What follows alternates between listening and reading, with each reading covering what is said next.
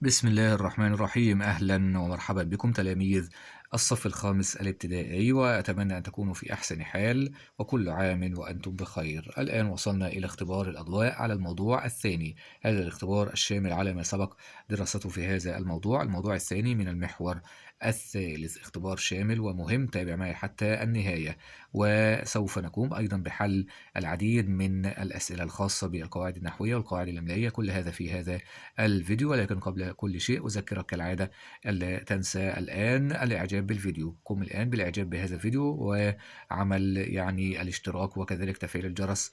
لا تنسى مشاركة هذه الفيديوهات مع الآخرين حتى يستفيدوا منها. ولكن أهم شيء اعمل لايك للفيديو واعمل مشاركة حتى يستفيد منه الجميع أيضا ويصل إلى عدد كبير من الأصدقاء. هيا بنا الآن نبدأ مع السؤال الأول، وهو نص الاستماع. استمع إلى الفقرة التالية ثم أجب. وهذه هي الفقرة الخاصة باختبار الأضواء على الموضوع الثاني. اجتمع أحمد وأسامة وإسماعيل، ادي عندنا ثلاث شخصيات. اجتمعوا وقرروا أن يقيموا مصنعا لإعادة تدوير البلاستيك. مصنع، وبالفعل أحضر كل واحد منهم ما لديه من أموال وبدأوا في إنشاء المصنع. وبعد 4 أشهر انتهى بناء المصنع، بنوا المصنع من أول وجديد. وقام الأصدقاء بتوظيف العاملين بالمصنع، قبلوا ناس ووظفوهم في المصنع. وكانت فكرة المصنع تقوم على شراء الزجاجات البلاستيكية من عاملي النظافة. الناس بيجمعوا النظافة بيشتروا منهم طبعا الزجاجات البلاستيكية، وبعد ذلك يتم تصنيف هذه الزجاجات إلى زجاجات صالحة لإعادة التدوير وأخرى غير صالحة لإعادة التدوير، بيصنفوها وبيعزلوها عن بعض. وبعد ذلك يأخذ العاملون الزجاجات الصالحة لإعادة التدوير ويبدأون في إعادة تدويرها باستخدام الأجهزة والآلات طبعا الحديثة اللي موجودة في المصنع. وبعد مرور سنة كاملة من تاريخ إنشاء المصنع حقق المصنع أرباحا هائلة، بل وحصل على جائزة التميز البيئية، حيث أسهم المصنع في الحفاظ على البيئة نظيفة ونقية. مشروع طبعا رائع. السؤال ألف، اختر المراد الصحيح. المراد المعنى، المراد زجاجات صالحة لإعادة التدوير. صالحة هنا بمعنى قابلة. خلاص، يبقى ده هذا هو المراد وليس المعنى. ضع علامة صح أو علامة خطأ أمام العبارة الآتية. حصل المصنع على جائزة الإبداع البيئية. طبعا نحن نريد الدقة كما سمعنا، هي جائزة التميز وليس جائزة الإبداع. الإجابة هنا خطأ. وضح الفكرة التي يقوم عليها مشروع الأصدقاء الثلاثة. ما الفكرة؟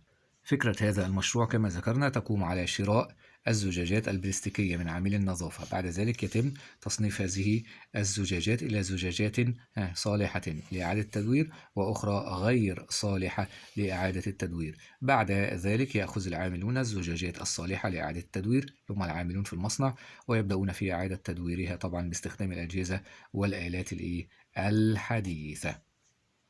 وبالتالي في النهاية يحافظون على بيئة نظيفة ونقية. وهذه هي الفكرة الرئيسية أو الهدف من المشروع.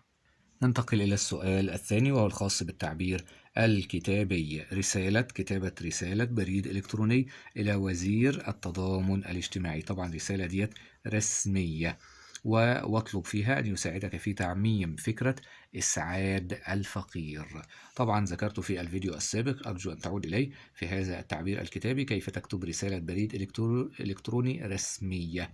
وذكرت العناصر. طبعا أولا لابد أن تحدد البريد الإلكتروني من وإلى. البريد الإلكتروني من وإلى. طيب بعد ذلك تبدأ مثلا بكتابة الموضوع، تقول مثلا الموضوع تعميم فكرة إسعاد الفقير. ثم تبدأ وتقول السيد وزير التضامن الاجتماعي المحترم، تحية طيبة. بعد ذلك أعرفكم بنفسي، أنا فلان الفلاني صاحب مشروع كذا كذا، وهو مشروع يقوم على كذا ويهدف المشروع إلى كذا وكذا. تحدد هذه الأشياء، وهذا المشروع طبعا يناسب الفئات معينة وهكذا. ولقد سمعت عن فكرتكم مثلا من أجل اللي هو طبعا هذه الرسالة إلى الوزير. أتمنى أن تساعدوني بالشراكة في هذا المشروع. ثم بعد ذلك الطلب، أتمنى أن تحددوا موعد المقابلة. في النهاية سعدت بالتواصل معكم، في انتظار ردكم مع أطيب التمنيات. أرجو أن تعود إلى الفيديو السابق سوف تستفيد كثيرا وتقوم بنفسك بملء هذه الفراغات كاملة وكتابة الرسالة. ثالثا، القصة القصيرة المحررة من المحتوى. تخرج مجموعة من الشباب في كلية الزراعة وبدأوا يفكرون فيما سيفعلون بعد ذلك. خطرت في بال أحدهم فكرة. ما هي الفكرة؟ هي أن يقوموا بزراعة أسطح منازلهم الكبيرة بالأعشاب الطبيعية. يزرعوا السطح بالأعشاب مثل الزنجبيل والبقدونس والنعناع والقرنفل أو القرنفل. وافق بقية الشباب على الفكرة وبدأوا في تنفيذها، وكانوا يزرعون الأعشاب ثم يوزعونها على سكان المنازل المجاورة ليجربوها، فنالت إعجابهم. بعد ذلك بدأوا في الإعلان عن فكرتهم على مواقع التواصل الاجتماعي، فانتشرت فكرة مشروعهم ونجحت جدا. وبعد مدة استطاعوا شراء مزرعة خاصة بهم. في البداية كانت فوق الأسطح، وأخذوا ينقلون تجربتهم للناس تحت شعار مشروع صغير قد يصبح حلما كبيرا. تخير الإجابة الصحيحة. معنى كلمة الإعلان. الإعلان طبعا معنى الإظهار. أعلنت الشيء يعني أظهرته. ضع علامة صح وعلامة خطأ. أخذ الشباب يبحثون عن وظيفة بعد تخرجهم. طبعا هذا خطأ، ولكن كان في فكرة إن هم يزرعوا المنازل، أسطح المنازل. في بادئ الأمر وزع الشباب الأعشاب على سكان المنازل المجاورة. إجابة صحيحة. بعد ذلك ما الشعار الذي اتخذه الشباب لتجربتهم؟ هو مشروع صغير قد يصبح حلما كبيرا. طبعا أسئلة سهلة وبسيطة. ننتقل إلى السؤال الرابع وهو النص المعلوماتي. أسهمت المشروعات الصغيرة في تحويل الكثير من الدول النامية إلى دول متقدمة. من هذه الدول الصين، كما تكلمنا في النص المعلوماتي أيضا عن دولة الصين، حيث ظهرت فكرة المشروعات الصغيرة فيها قديما من أجل محاربة البطالة خاصة في الريف.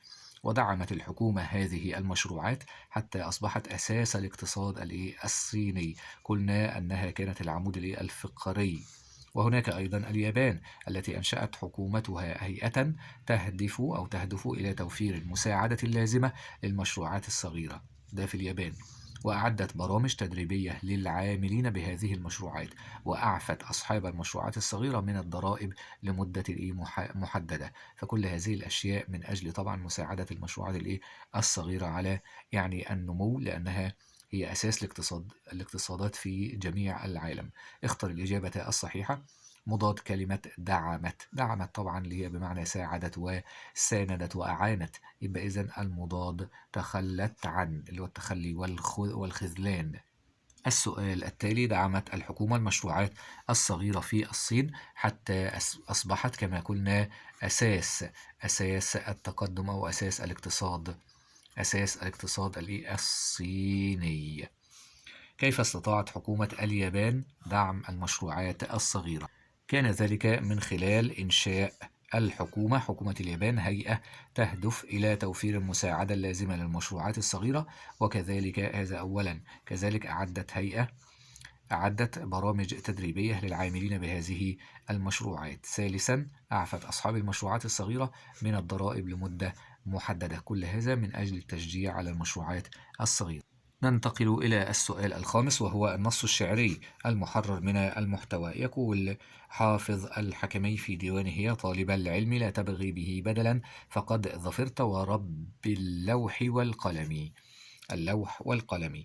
وقدس العلم واعرف قدر حرمته في القول والفعل والآداب فالتزمي.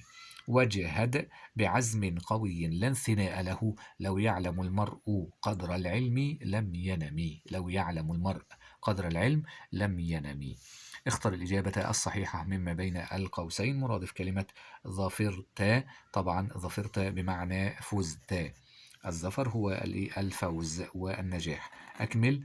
ينصحنا الشاعر طبعا في البيت الثاني، هذا هو البيت الثاني، ينصحنا فيه بماذا؟ بقدس العلم، يعني عظم العلم أو نزه العلم. يبقى إذن بينصحنا بتعظيم العلم، وكذلك معرفة قدر حرمته أو قدر العلم، كذلك أن نلتزم بالآداب وأن نلتزم به في القول والفعل. هات من الأبيات كلمتين لهما نفس القافية. القافية تأتي في نهاية كل بيت، وهي هنا في الكلمات التي تنتهي بالميم المكسورة. فنقول القلم، فالتزمي، لم ينمي. يبقى إذن نأتي بهذه الكلمات، هي كلمات القافية. ونصل إلى السؤال السادس، وهو السؤال الأهم كالعادة، هو سؤال القواعد النحوية، ثم يأتي سؤال القواعد الإملائية في النهاية. تابع معي حتى نهاية الفيديو. هذه القطعة في رحلة إلى مصنع الغزل والنسيج. شاهدت عاملات على ماكينات الحياكة، على ماكينات الحياكة الخياطة يعني. كما شاهدت عمالا مهرة يغزلون أجمل الأثواب، وقد كان هؤلاء العمال يعملون بجد. وعندما رأيت اجتهادهم تذكرت ما قاله المعلم ذات مرة: إن العمال هم بناة نهضة بلادنا. أكمل ما يأتي. إعراب كلمة المعلم، بقول ما قاله المعلم، يبقى إذن من اللي قال المعلم؟ يبقى المعلم فاعل مرفوع، وعلامة رفعه الضمة الظاهرة طبعا على آخره لأنه اسم مفرد. علامة إعراب كلمة ماكينات، طبعا ماكينات مسبوقة بعلى، على حرف جر، وماكينات اسم مجرور بعلى، وعلامة جره الكسرة الظاهرة تحت آخره. ضع علامة صح طبعا هنا الكسرة لأنه جمع مؤنث سالم. ضع علامة صح وعلامة خطأ. أدافع عن الوطن، أدافع عن الوطن، طبعا هو يريد. ضع علامة صح أمام العبارة الصحيحة نحويا. هل هذه العبارة صحيحة؟ طبعا خطأ. أدافع عن الوطني، الخطأ هنا في الفتح. لماذا؟ الوطن اسم مجرور بعن، اللي هو حرف الجر طبعا المنفصل، اسم مجرور بعن وعلامة جره الكسرة الظاهرة وليس الفتح، يبقى إذن الإجابة هنا خطأ. نصطاد الأسماك من البحار. البحار اسم مجرور بمن، وعلامة جره الكسرة لأنه جمع طبعا تكسير، بإذا الإجابة صحيحة. وهنا الإجابة خطأ. كلمة الوطن اسم مجرور بعن، وعلامة جره الكسرة طبعا لأنه مفرد، وهنا لأنه جمع تكسير. مشى السائح في الميدان. ضع خطا تحت الاسم المجرور طبعا اللي هي ميدان، واكتب علامة جره هي بالفعل الكسرة. الميدان اسم مجرور بفي، وعلامة جره الكسرة لأنه مفرد. ننتقل إلى الخط العربي. اكتب بخط النسخ محاكيا يعني مقلدا ومتتبعا الجملة التالية: المشروعات الصغيرة سبب في رخاء المجتمعات. نصل إلى ثامنا، إلى السؤال المهم أيضا، وهو سؤال القواعد الإملائية.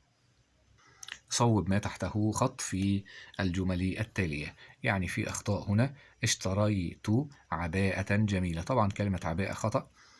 لماذا؟ عباءة الهمزة ترسم على السطر، لماذا؟ لأنها مفتوحة، وقبلها طبعا ألف مد أو حرف مد اللي هو الألف. عباءة هكذا. اشتريت عباءة، التنوين طبعا كما هو. هنا الأسد بقوة، هو يقصد زأرت، طبعا زأرت الأسود بقوة اللي هو الزئير صوت الأسد. زأرت الهمزة، طبعا همزة هنا متوسطة تكتب على الألف. لماذا؟ زاء، لازم النطق مهم جدا، لازم تنطق عشان تشوف التشكيل والحركة بتاعة الهمزة والحركة الحرف الذي قبل الهمزة.